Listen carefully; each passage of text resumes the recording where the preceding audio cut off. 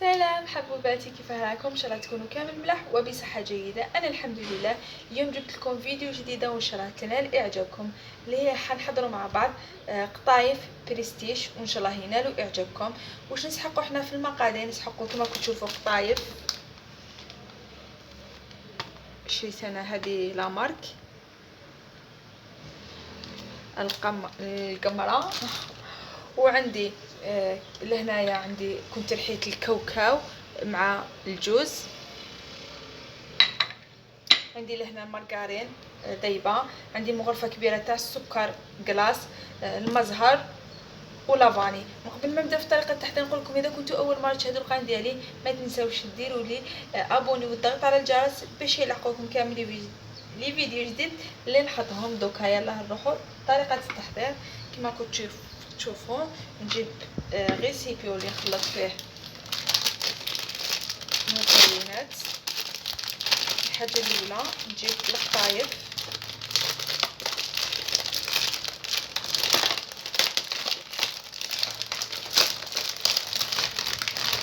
انا ما حاش ندير الكميه هذه كامل، حندير النص تاعها فقط.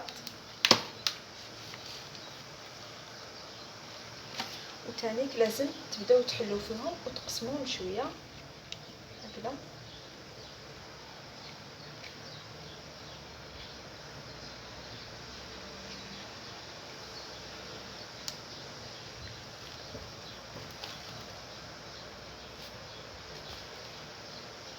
وكنت تستعملوهم هذول الطايف ويفضلوا لكم غطوهم مليح بالسيلوفان باش ما يخسروكمش. انا نكتفي بهذه الكميه.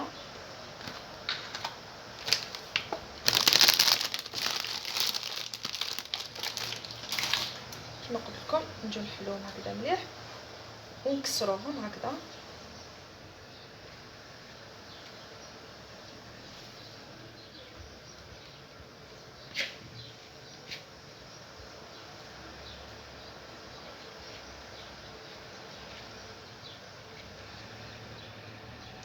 انا راح نضيف عليها مغرفه كما قلت لكم كبيره تاع السكر، ونضيف عليها لافاني،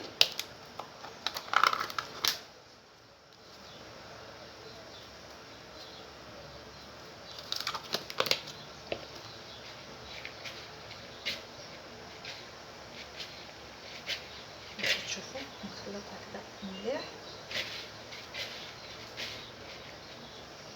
ونبداو نضيفو في السمن غير بشويه حتى يتشرب ليه.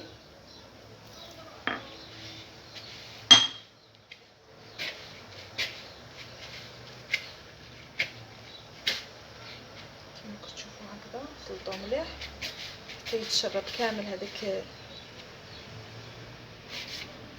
المارغرين مع القطايف.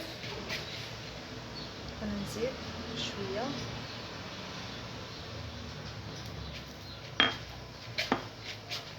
تشوفوا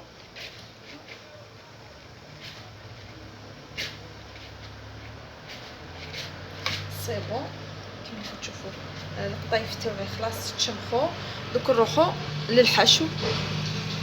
كما كتشوفوا نجيب ريسيبي ونخلط فيه الحشو. ندير هذاك الكاوكاو مع الجوز، زيت مغرفه صغيره ولا تاع السكر كلاص هكذا، نخلط مليح ونجي نشمخها بالمزهر. تشمخوها كيما طعام، لازمش تشكلكم على شكل عجينه، لازم تكون هكذا كيما الحشو تاع البقلاوه. سيبون. انا نجيب ليمون نستعملهم كما كتشوفوهم ليك ليمون اللي حنستعملهم. عندي هادو يجوا كبار وعندي هادو صغار. نبداو نشدو شويه تاع القطايف كما كتشوفوا بهذه الطريقه، نضغط عليهم مليح، ولا تقدروا تجيبوا مول واحد اخر هكذا وتضغطوا مليح هكذا. نجي ندير الحشو في الوسط كذا، نعاود نجيب القطايف باش نغلقهم،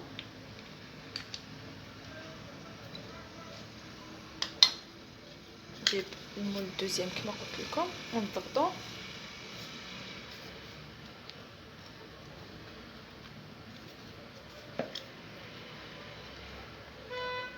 هكذا الطريقه كما كتشوفوا بزاف سهله وما تشدش معكم اليد.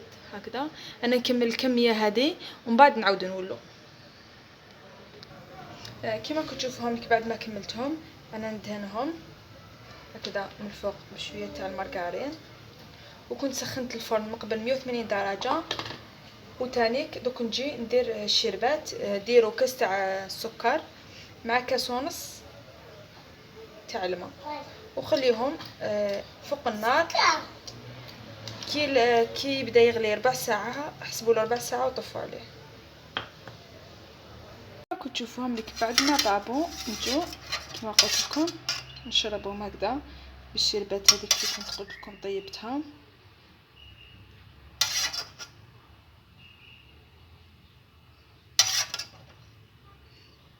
انا نكمل نشرب كامل الكميه هذيك ومن بعد تشوفوهم في طبق التقديم. تشوفوهم لك القطايف تاوعي في طبق التقديم، ان شاء الله يكونوا نالوا اعجابكم. دوك حبيباتي ما بقى غير نخليكم نقول لكم مع السلامه في فيديو اخر ان شاء الله. واذا حبيتوا شي وصفات ولا شي فيديو ما عليكم غير تكتبوا لي في لي كومونتير وانا اكيد راح نلبي طلباتكم. نقول لكم نحبكم بزاف بزاف، في احلى متتبعات. مع السلامه، صحه فطوركم وصحه رمضانكم.